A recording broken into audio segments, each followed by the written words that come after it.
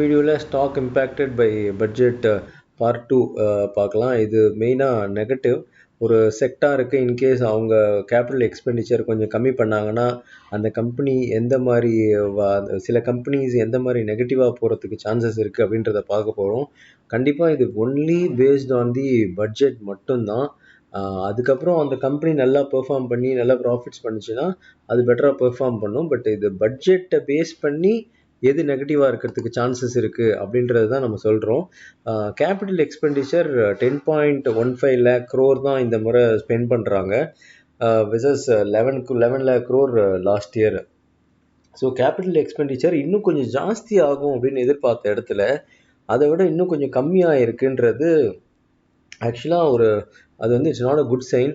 இன்னும் மேலே போக போக பெட்டராக இருக்குன்ற மாதிரி எதிர்பார்த்தா கம்மி பண்ணியிருக்காங்க இந்த முறை. கண்டிப்பாக ஜேகே இன்ஃப்ரா, என்சிசி, எல்என்டி, அதுக்கப்புறம் ரயில்வே ஸ்டாக்ஸு, டிஃபென்ஸ் ஸ்டாக்ஸு, இதெல்லாம் இந்த பட்ஜெட்டை பொறுத்த வரைக்கும் ஒரு நெகட்டிவ் பட்ஜெட்டாக தான் நான் பார்க்குறேன். எல்என்டி ஏற்கனவே இன்னொரு இம்போர்ட் டியூட்டியில் எல்என்டிக்கு அது ப்ளஸ்ன்னு சொல்லியிருப்பேன், இது நெகட்டிவ் சொல்கிறேன். ஸோ ஒரு ப்ளஸ் ஒரு நெகட்டிவ் இருக்கும்போது அது நியூட்ரல்ன்ற மாதிரி நம்ம எடுத்துக்கலாம். ஆனால் இந்த கேபிட்டல் எக்ஸ்பெண்டிச்சர் 10.15 lakh crore 11 lakhலேருந்து ஒரு 75 lakh crore கம்மியாயிருக்குன்னா கண்டிப்பாக இந்த செக்டரில் டிஃபென்ஸ் அண்ட் ரயில்வேல ஏற்கனவே போட்ட கேஷை விட கம்மியாக தான் போட போகிறாங்க அப்படின்னும் போது அந்த கம்பெனிஸில் ப்ராஃபிட்ஸ் குறையிறதுக்கு நிறையா வாய்ப்பு இருக்குது. அதனால தான் நான் ரயில்வே அண்ட் டிஃபென்ஸுன்றத நெகட்டிவ்னு சொல்லியிருக்கேன். பட் இது பட்ஜெட் வந்ததுக்கப்புறமே நீங்கள் பார்த்துருப்பீங்க டிஃபென்ஸ் ரயில்வே ஸ்டாக்ஸ்லாம் எவ்வளோ கீழே விழுந்துருக்குன்றத. பட் கேபிட்டல் எக்ஸ்பெண்டிச்சர் கம்மியானது இந்த செக்டாருக்கு ப்ளஸ் இந்த கம்பெனிஸுக்கு நெகட்டிவ் தான் என்னுடைய வியூ. அதுக்கப்புறம் இன்சூரன்ஸ் செக்டரில் 80D 80C எக்ஸம்ஷன்றது இனிமேல் ஒரு பெரிய தாக்கத்தை ஏற்படுத்தாது. அதாவது இந்த டேக்ஸுக்காக இனிமேல் சேவ் பண்ணுறது ரொம்ப கம்மியாயிடும். நியூ டேக்ஸு லாவில் என்ன வந்திருக்குன்னா கம்ப்ளீட்டாக நீங்கள் எவ்வளோ வேணுமோ செலவு பண்ணிக்கோங்கன்ற மாதிரி வந்திருக்கு.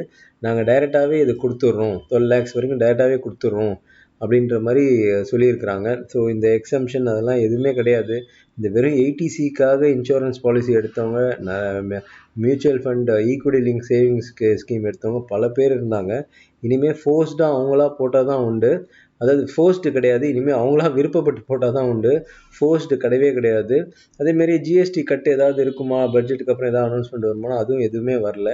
So HDFC life, ICICI Lombard, Go Digit, PB Fintech இதுக்கெல்லாம் இந்த நியூஸ் கண்டிப்பாக ஒரு நெகட்டிவ் தான். ஏன்னா இத்தனை நாள் ஃபோர்ஸ்டாக இருந்தது, மக்கள் மார்ச்சுக்குள்ளே எப்படியாவது போட்டு டேக்ஸ் பெனிஃபிட் வாங்குவாங்க. இப்போ அது இல்லைன்னும் போது நிறைய பேர் ஸ்பெண்ட் த்ரீவ்ஸாக தான் இருக்கிறாங்க, செலவு பண்ணினே இருக்கணும்னு தான் இருக்கிறாங்க. அவங்கெல்லாம் இந்த இடத்துக்கு இனிமேல் வருவாங்களா அப்படின்னு ஒரு பெரிய கேள்விக்குறியாக இருக்குது. அதனால் இந்த 4 கம்பெனி கண்டிப்பாக இட்ஸ் நெகட்டிவ் தான். ஓகே, எல்பிஜி சப்சிடியை பற்றி எதுவுமே அனௌன்ஸ்மெண்ட் இல்லை. இப்போ தெர் இஸ் நோ சப்சிடின்ற மாதிரி சுச்சுவேஷன்ஸ் தான் இருக்குது. ஸோ அதனால் negative for HPCL, BPCL and IOCL. இது ஒரு கேஸ் சுச்சுவேஷனில் இது நான் சொல்கிறேன் நெகட்டிவ்னு. பின்னாடி இது வந்து ஆயில் மார்க்கெட்டிங் கம்பெனிக்கு சிலது ப்ளஸ்ஸாக இருக்கும், அதனால் இது ஓவரால் நியூட்ரல்ன்ற மாதிரி வரும். பட் இந்த எல்பிஜி சப்சிடிக்கு இந்த 3 கம்பெனிக்கு இட்ஸ் நெகட்டிவ் தான். தென் பட்ஜெட் அலோகேஷனில் இன்னும் பெட்டராக எதிர்பார்த்த செக்டரில் ரொம்ப அதை விட இன்னும் கம்மி பண்ணியிருக்காங்க. அதனால் defence, home affairs, IT and telecom, commerce and இண்டஸ்ட்ரிக்கு நெகட்டிவ். ஸோ அதில் மெயினாக பாதிக்கப்பட போகிற company BEL, HAL, Bharat Dynamics, Apollo Micro, Infy, TCS and Wipro. அதான் நான் ஏற்கனவே சொன்ன தான், இன்ஃபோசிஸ், டிசிஎஸ், விப்ரோலாம் அவங்களுடைய இதை வந்து பெட்டராக பண்ணாங்கன்னா அந்த கம்பெனி ப்ராஃபிட் அண்ட் லாஸை பொறுத்து இருக்கும். பட் இந்த பெல்லு, ஹெச்ஏஎல், பாரத் டைனமிக்ஸ்லாம் கண்டிப்பாக இந்த நியூஸ் பட்ஜெட் அலோகேஷன் நியூஸ் கண்டிப்பாக இது வந்து நெகட்டிவ் தான்.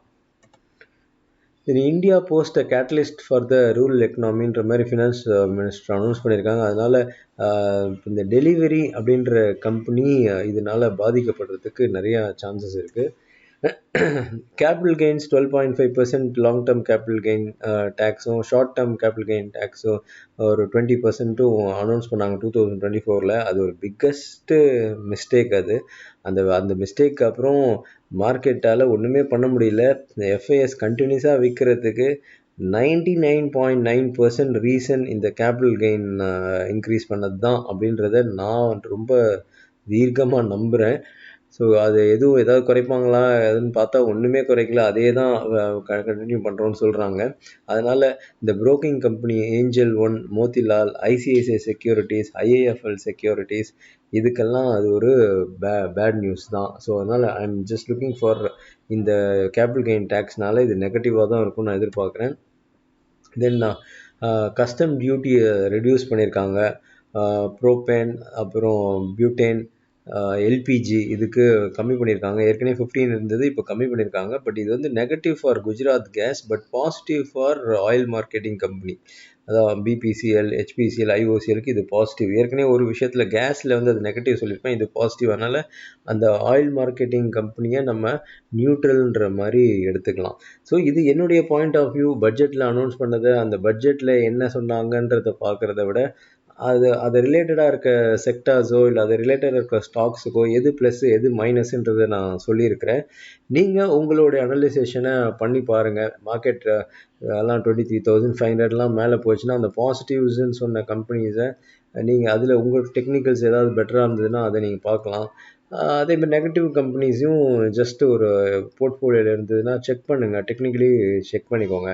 பட் இது முழுக்க முழுக்க பட்ஜெட் அனௌன்ஸ் பண்ணாங்க, அதை பேஸ் பண்ணி தான் சொல்கிறேனே தவிர வேறு எந்த பேஸும் கிடையாது. இது இப்போ அந்த கம்பெனியோட ஃபண்டமெண்டல்ஸ், டெக்னிக்கல்ஸ் எதுவுமே கிடையாது. Only budget. Okay, government announce பட்ஜெட்டுக்கு நம்ம வேறு கோணத்தில் பார்க்குறோம். எந்த கம்பெனிக்கு பெனிஃபிட் ஆகும், எந்த கம்பெனிக்கு பெனிஃபிட் ஆகாதுன்றதை. ஹோப் இது சில பேருக்காவது யூஸ்ஃபுல்லாக இருக்கும் அப்படின்னு நான் நம்புகிறேன். நிறைய பேருக்கு யூஸ்ஃபுல்லாக இருந்தால் it's better. Thank you so much. திரும்ப இன்னொரு வீடியோவில் உங்களை சந்திக்கிறேன்.